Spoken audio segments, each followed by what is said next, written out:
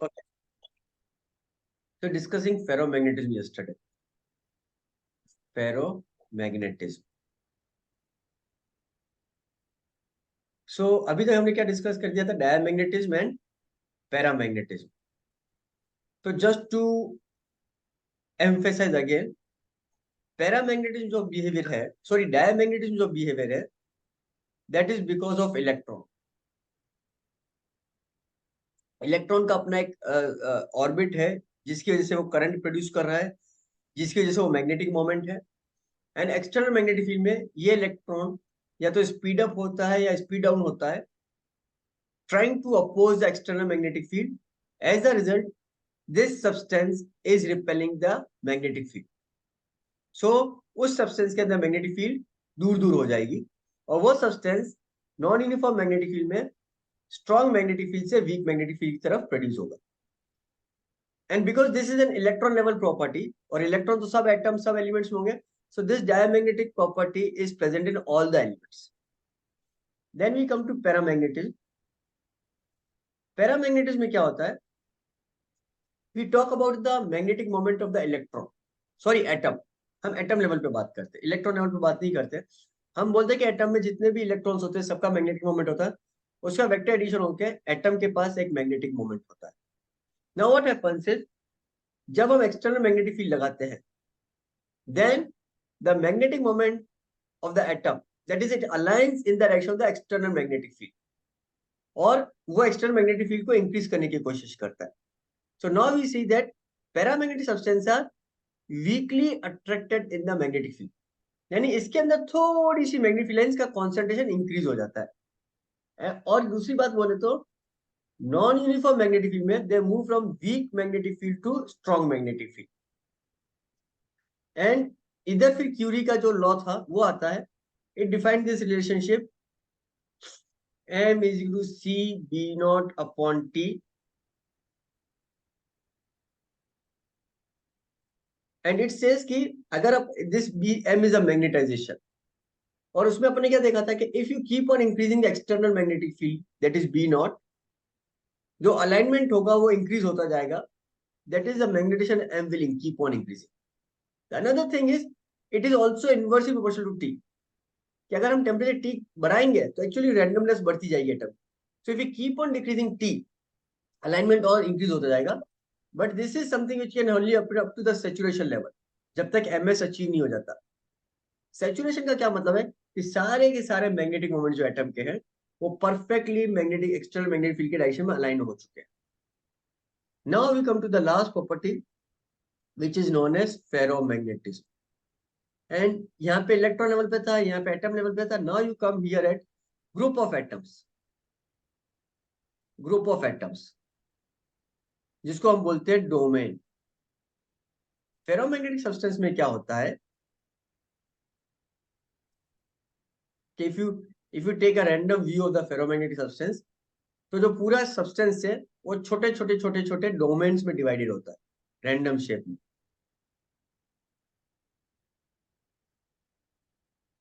This is group of atoms. Okay. And the size of the domain, linear size is nearly 1 millimetre, यानी volume nearly 1 millimetre cube होगा. उसमें क्या होता है, इस डोमेन में सब एटम्स का मैग्नेटिक मोमेंट एक पर्टिकुलर डायरेक्शन में होता है, उसका नेट मैग्नेटिक मोमेंट इस डायरेक्शन में होता है इस डोमेन का. दूसरा जो डोमेन है उसका मैग्नेटिक मोमेंट किसी दूसरे डायरेक्शन में होगा, तीसरे का मैग्नेटिक मोमेंट किसी और डायरेक्शन में होगा. So these are the domains where the groups of atoms are aligned and they are having the magnetic moment in the random direction. So a particular group has a magnetic moment in a particular direction, a particular group has a magnetic moment in a particular direction. Overall all the domains have the random magnetic moment. तो overall जो magnetic moment होता है substance का वो तो zero होता है, लेकिन छोटे छोटे डोमेन्स का मैग्नेटिक मोमेंट होता है. Now when we put this ferromagnetic substance in the external magnetic field, what happens is ये जितने भी अलग अलग डोमेन्स है इन सब के मैग्नेटिक मोमेंट एक ही डायरेक्शन में मैग्नेटिक फील्ड के डायरेक्शन में अलाइन हो जाते हैं.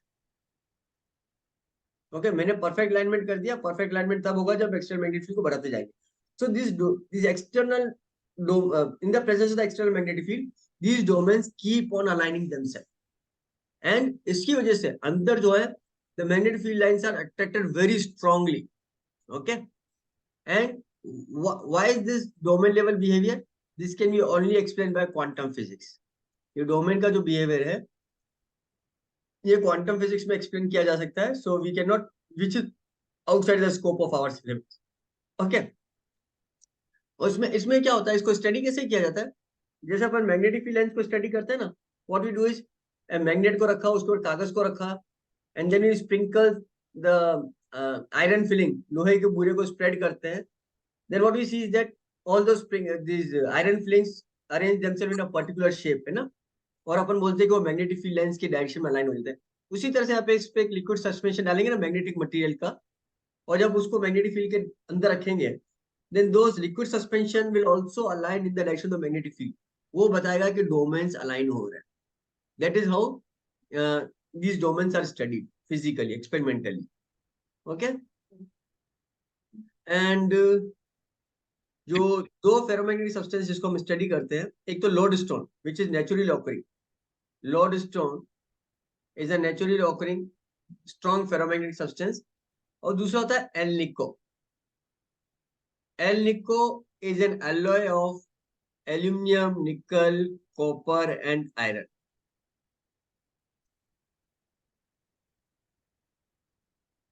An alloy of iron, aluminum, nickel, cobalt, and copper.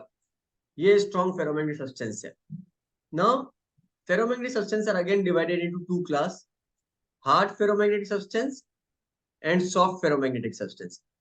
इसका क्या मतलब है? जब हम किसी फेरोमैग्नेटिक सब्सटेंस को एक्सटर्नल मैग्नेटिक फील्ड में रखते हैं तो क्या होता है, उसके सारे डोमेन्स अलाइन हो जाते हैं. So there is a magnetization of this material. Now, when you remove that external magnetic field, there are two possibilities. Either the domains are again disturbed and they go random, या वो domains उस particular direction में aligned रहते हैं. If they keep themselves aligned, then they are known as hard ferromagnetic substance, कि मैग्नेटिजेशन रह जाता है उनके अंदर. और अगर वो वापस से डिस्टर्ब हो जाते हैं, that is, the magnetization is not retained, then it is known as soft ferromagnetism. Okay. Yes. So this is hard ferromagnetic substance and soft magnetism. याद रखना, इनका relative magnetic permittivity mu r is बहुत ज्यादा होता है. Mu r is greater than 1000. मैंने पहले भी बताया था, डायमैग्नेटिक सब्सटेंस में जाई इज स्मॉल एंड नेगेटिव. सो जाई की वैल्यू कहां से कहां तक लाई करती है? Greater than equal to -1 and less than 0 diamagnetic substance के लिए. ओके. और म्यू आर क्या होता है? म्यू आर इज 1 प्लस जाई. ये तो सबके लिए वैलिड होता है. सो यू सी हियर की परफेक्टली डायमैग्नेटिक सब्सटेंस होता है ना, सुपर कंडक्टर, उसमें जाई -1 हो जाता है, म्यू आर 0 हो जाता है. पैरामैग्नेटिक सब्सटेंस के लिए अपन ने बोला था chi is positive and small, and ferromagnetic substance का जाई बहुत ज्यादा होता है, which is nearly equal to 1000. Magnetic permeability भी बहुत ज्यादा होता है फिर इसका, 1 प्लस जाई. Okay. There are number of elements such as ferromagnetic iron, cobalt, nickel and gadolinium. तो यहाँ पे मैं तुम्हारे को बोलूंगा कि जितने भी मैंने यहाँ पे एलिमेंट्स के नाम बताए थे, पैरा में, डाया में और फेरो में, उनके नाम याद रख लो. तो जेईई मेंस में कभी कभी एक इंटीजर टाइप क्वेश्चन आता है, how many of this substance are ferromagnetic, how many of this substance are paramagnetic. तो तुम्हें अगर याद होगा कि कौन कौन से पैरामैग्नेटिक है तो ठीक है. फॉर एग्जाम्पल, ये सारे सब्सटेंस पैरामैग्नेटिक है: aluminium, sodium, calcium, oxygen at STP and copper chloride. और अगर तुम्हें याद हो तो डाया में हमने क्या पढ़ा था? Bismuth, copper, lead, silicon, nitrogen and STP, water and sodium chloride. Okay. ये 4-5 एलिमेंट जो डाया में है, पैरा में है, फेरो में है, इनके तुम्हारे को नाम याद रहने चाहिए अच्छे से. Okay. That's all. Now this hysteresis curve जो है ना, ये तुम्हारे एनसीईआरटी बुक से हटा दिया है अभी, but let me cover this क्योंकि ये तुम्हारे को काम में आता है. तो फेरोमैग्नेटिक सब्सटेंस जो है, अगर एक्सटर्नल मैग्नेटिक फील्ड हटा देते हैं तो वापस अपना मैग्नेटाइजेशन लूज कर देते हैं. And the ferromagnetic property also depends on temperature. This is very important. देखो, टेम्परेचर जब भी किसी भी सब्सटेंस का इंक्रीज करेंगे, there is always a randomness. So if you increase the temperature of a ferromagnetic substance, जो डोमेन है, जो भी अलाइंड है, दैट डोमेन स्ट्रक्चर में आल्सो गेट डिसइंटीग्रेटेड. मतलब ये जो पोर्शन है डोमेन, ये जो भी डोमेन है, ये वाला है, या ये वाला है, ये अभी अलाइंड है किसी एक particular in the random fashion. But if you increase the temperature T, then this all these domains may also disintegrate. And the process of disintegration of the domain at the temperature, जिस temperature हम बोलते हैं Curie temperature, जिस temperature पे ये disintegrate होते हैं, that is something like the change of phase. जैसे सॉलिड मेल्ट होके लिक्विड बनता है, लिक्विड इवोपरेट होके वेपर बनता है, that is something similar to the change, phase changing या क्रिस्टल का melting, where this domain disintegrate and the ferromagnetic substance जो होता है, it gets converted into paramagnetic substance. It gets converted into paramagnetic substance because the domains are destroyed, and this is known as TC. And once the domain are destroyed at higher temperature and it is behaving like paramagnetic substance, तो फिर paramagnetic substance का जो Xi है, वो निकालने का formula था ये वाला, Xi is equal to C upon T minus TC. Remember, ये फॉर्मूला जो बुक में दे रखा है वो किसके लिए बोल रहा है कि when the ferromagnetic substance at higher temperature behaves like paramagnetic substance, तो उसका, उस paramagnetic substance का Xi कैसे निकाले. So this T is greater than Tc, which is known as Curie's temperature. And Curie's temperature कौन सा temperature? The temperature of the transition from ferromagnetic to paramagnetic. The temperature of transition of from ferromagnetic to paramagnetic. Okay. अब मैंने क्या बोला था कि जब ferromagnetic substance जो होते हैं, जब उसको मैग्नेटिक फील्ड में रखते हैं तो डोमेन अलाइन हो गए, और जब वापस से निकाल दिया तो डोमेन डिस्टर्ब हो जाते हैं. Now this relationship is not linear. ऐसा नहीं है कि जब रखा तो अलाइन हो गए, वापस हटाया तो डिस्टर्ब हो गए, वापस रखा तो वापस अलाइन हो जाएंगे. Then it is not a repetitive process. It's not a linear relationship. It's a complex relationship. Okay. तो यहाँ पे वो ये दे रखा है कि सपोज जब एक फेरोमैग्नेटिक सब्सटेंस पहली बार लिया गया है, इस ग्राफ को समझ लो. जब पहली बार लिया गया है तो अंदर कोई मैग्नेटाइजेशन था नहीं, हमने एक्सटर्नल मैग्नेटिक फील्ड अप्लाई किया, and we keep on increasing that external magnetic field. तो अंदर जो डोमेन का अलाइनमेंट है वो इंक्रीज होता जाएगा, होता जाएगा, होता जाएगा, एंड किसी पॉइंट पे वो सेचुरेशन पे आ जाएगा, सारे डोमेन्स अलाइन हो गए. That is the time when the magnetization is complete, जिसको अपन वो सेचुरेशन भी बोल सकते हैं कि सेचुरेशन हो गया. उसके बाद कोई अलाइनमेंट नहीं होगा. So even that after that you keep on increasing, क्या बोलते हैं, even if you keep on increasing this external magnetic field, alignment possible नहीं है. सो यहाँ पे जाके सेचुरेशन आएगा.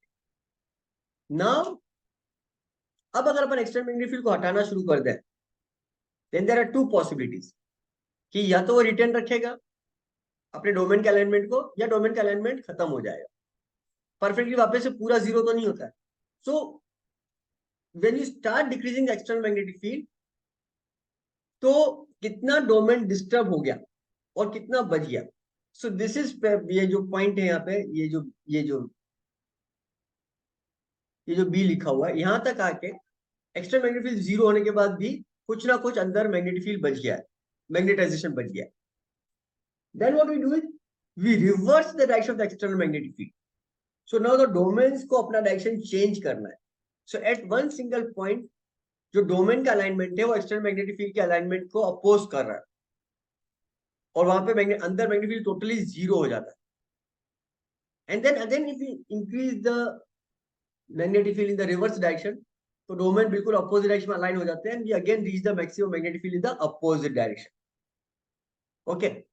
सो what I am trying to explain here is, suppose ये डोमेन सारे मिस अलाइन थे, रैंडमली अलाइन थे. Okay.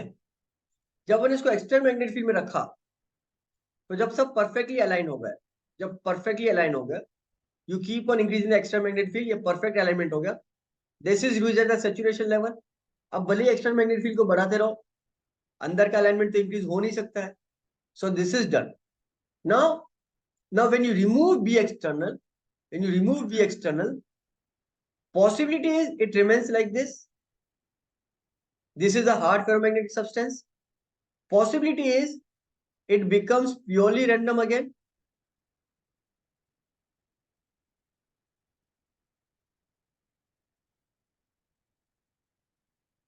It becomes purely random again.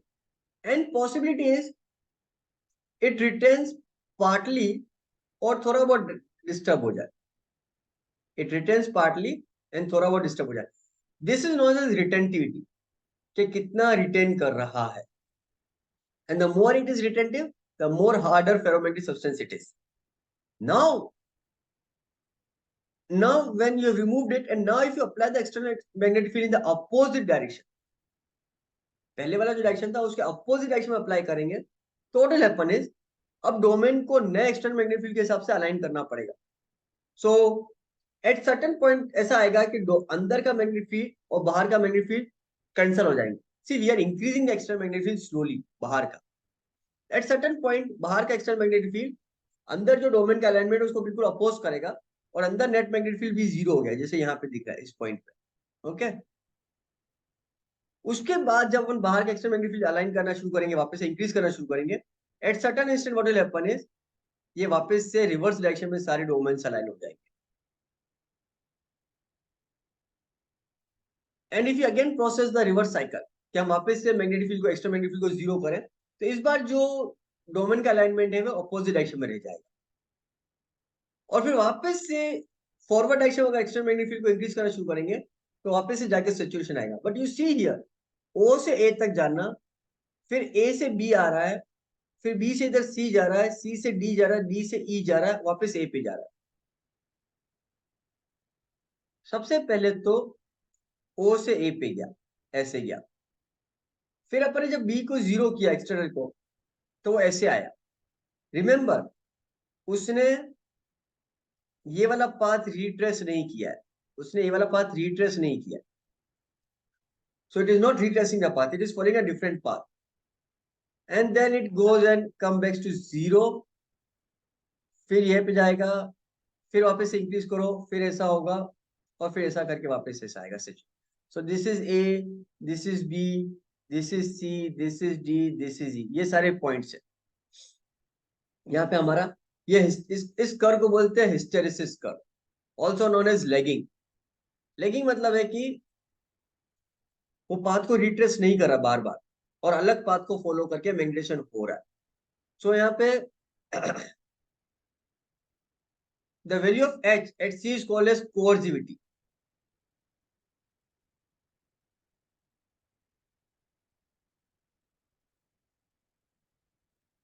The value of B at H equal to 0 is called retentivity. ये वाला जो point है ना, B वाला पॉइंट ऊपर वाला, ये तो रिटेंटिविटी है, कि हटाया तो कितना मैग्नेटिक फील्ड भी रिटेन हुआ.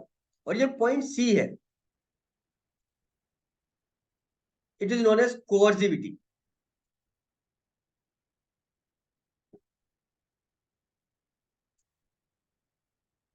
तो रिटेंटिविटी और कोर्सिविटी की अपनी एक इंपॉर्टेंस है. रिटेंटिविटी तो ये है कि अगर हम एक मैग्नेट बनाते हैं, फेरोमैग्नेटिक सब्सटेंस को मैग्नेटाइज करते हैं, तो जब मैग्नेटाइजेशन हो गया उसका एक्सटर्नल मैग्नेटिक फील्ड में ले जाके, अब अगर हम एक्सटर्नल मैग्नेटिक फील्ड हटा दें तो कितना रिटेन करके रखता है, that is one thing, retentivity. और कोर्सिविटी क्या बोलता है कि सपोज हमने कोई फेरोमैग्नेटिक सब्सटेंस बनाया है, अब अगर उसको एडवर्स कंडीशन में ले जाते हैं, अगर उसको एडवर्स कंडीशन में ले जाते हैं, because it's not that external magnetic field हमारे हाथ में है, हम अर्थ में कहीं मूव हो रहे हैं, या किसी लैब में है, या किसी जैसे अभी मैग्नेट हमारा कोई ये चंद्रयान-3 चांद पे गया. Okay, so any our magnetic device moves to moon or Mars or any place, and you don't know what are the magnetic field there. So suppose जो हमने इलेक्ट्रोमैग्नेटिक बनाया है वो अगर एडवर्स कंडीशन में चला गया, तो अंदर मैग्नेटिक फील्ड कब जीरो हो जाएगा, कितना ज्यादा रिवर्स डायरेक्शन का मैग्नेटिक फील्ड चाहिए उसको नलीफाई करने के लिए, that is coercivity. So again, coercivity and retentivity are the two important phenomena which helps and is in designing the apparatus which works on the principle of the magnetic field.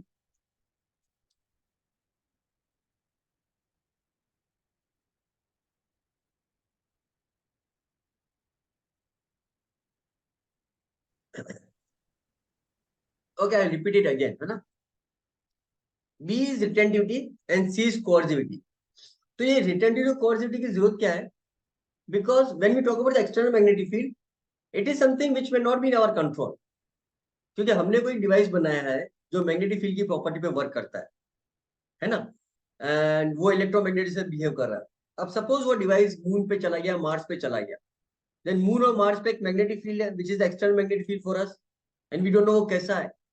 So suppose अगर वहां पे गया और वहां का magnetic field उस electromagnetic device के magnetic field को डिस्ट्रॉय कर देगा, तो डिवाइस काम करना बंद कर देगा. So we should know what is the coercivity and retentivity, कि एडवर्स कंडीशन में इलेक्ट्रोमैग्नेटिक जो हमने इलेक्ट्रोमैग्नेट बनाया है वो कब तक इलेक्ट्रोमैग्नेट रहेगा, या कब जाके उसके अंदर का इलेक्ट्रोमैग्नेट डिस्ट्रॉय हो जाएगा. Okay, so based on this property only ये इनका यूज होता है ना. जैसे हम ट्रांसफॉर्मर्स बनाते हैं, तो ट्रांसफॉर्मर्स में यही होता है, ऑल्टरनेटिंग करंट होता है. तो करंट बार बार अपना करंट डायरेक्शन चेंज करता है, और जब करंट बार बार अपना डायरेक्शन चेंज करता है तो मैग्नेटिक फील्ड का डायरेक्शन भी चेंज होता है. तो ट्रांसफॉर्मर का जो कोर होता है उसके अंदर उसके मैग्नेटिज्म का बार बार मैग्नेटाइजेशन होता है, और उसका मैग्नेटाइजेशन डिस्ट्रॉय होता है, रिवर्स डायरेक्शन में मैग्नेटाइजेशन होता है. So all these things are there. So उन सब चीजों का ध्यान रखना पड़ता है. Okay, and another important thing is तो sometimes we need high retentivity and sometimes we need high coercivity. तो क्या डिवाइस बता रहे हैं उसके हिसाब से होता है कि हमारे को हाई कोर्सिविटी चाहिए या हमारे को हाई रिटेंटिविटी चाहिए. और हम मैग्नेट्स कैसे बनाते हैं वो भी इंपॉर्टेंट है. Sometimes when you take a ferromagnetic substance and hit it a magnetic substance, बार बार उसको हथौड़ी से हैमर करेंगे तो भी मैग्नेटिक सब्सटेंस बन जाता है. तो जब हम छोटे थे ना, तो हम लोग सुनते थे कि अगर हम अपना कॉइन ले जाके रेलवे ट्रैक पे रखेंगे और ट्रेन उस पर चल के जाएगी तो मैग्नेट बन जाएगा. Okay, so that is a very old story जो हमने सुनी थी. वो एक्चुअली ऐसा है कि if you take an iron coin, not अभी आज के जो जमाने के कॉइन है वो नहीं, अगर अपन आयरन कॉइन लेंगे which is a ferromagnetic substance, अगर उसको ट्रेन की रेल पे रख लेंगे तो व्हाट विल हैपन, जब उस पे से ट्रेन जाएगी तो जो ट्रेन का व्हील है ना, वो बार हर एक व्हील उसको जाएगा तो it's like an hammering on the coin. तो ये जो कॉइन है ये मैग्नेटिक प्रॉपर्टीज असाइन, इसमें मैग्नेटिक प्रॉपर्टीज आ जाती है. ओके, उसमें भी क्या होता है कि इफ इट्स अ बार में ना, then you to place it in a particular north south direction, उसके बाद उसको हैमर करते हैं ना, तो वो इलेक्ट्रोमैग्नेट वो मैग्नेट बनता है. सिमिलरली सोलेनोइड के अंदर किसी फेरोमैग्नेटिक मटेरियल को रख लो और करंट पास कर लो, तो सोलेनोइड का जो एक्स्ट्रा मैग्नेटिक फील्ड है वो जो अंदर जो अपने मटेरियल रखा है उसको मैग्नेटाइज कर लेता है.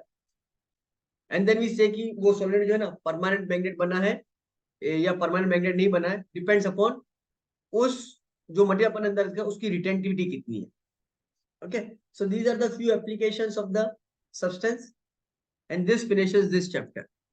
कोई डाउट है क्या तुम्हारे को इस चैप्टर में?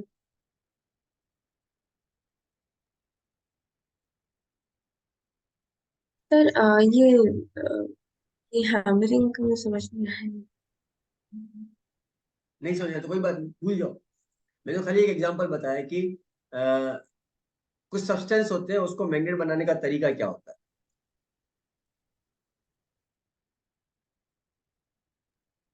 Permanent magnet can be made by variety of. One can hold an iron rod in the north-south direction and hammer it repeatedly.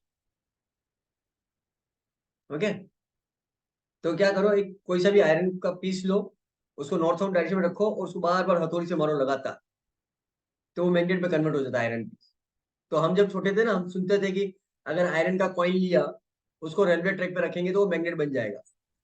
तो दैट वाज बेसिकली, अगर किसी आयरन पीस को नॉर्थ साउथ डायरेक्शन में railway track पे रखोगे तो वो जो ट्रेन जब उस पे से जाती है तो it's like again and again वो कॉइन हैमर हो रहा है, अगेन एंड अगेन वो कॉइन हैमर हो रहा है. तो जब पूरी लंबी ट्रेन निकलेगी उस पे से, तो इट्स लाइक कि हर बार जब भी ट्रेन का व्हील उसमें से ऊपर से जाएगा, it's like a hammering action for it, तो मैग्नेट बन जाएगा। 400-year-old book to emphasize that the making of a permanent magnet is an old art। ठीक है ना, ये बता रहा हूँ मैं तो। अब आया समझ में? ये खाली एक एग्जांपल है जो बुक में दे रखा है, पुराने जमाने में इसे मैग्नेट बनाते थे। और आप कैसे बनाते हैं पर अच्छा मैग्नेट? कि फेरोमैग्नेटिक रॉड लो, उसको सोलेनोइड के अंदर रखो और करंट पास करो, and you keep on increasing the current, that is you keep on increasing the mu naught Ni। तो फेरोमैग्नेटिक सब्सटेंस के डोमेन्स अलाइन होते चले जाएंगे, वो फेरोमैग्नेटिक सब्सटेंस जो है वो मैग्नेटाइज हो जाएगा। ठीक है, Yes. और कोई डाउट? Nice.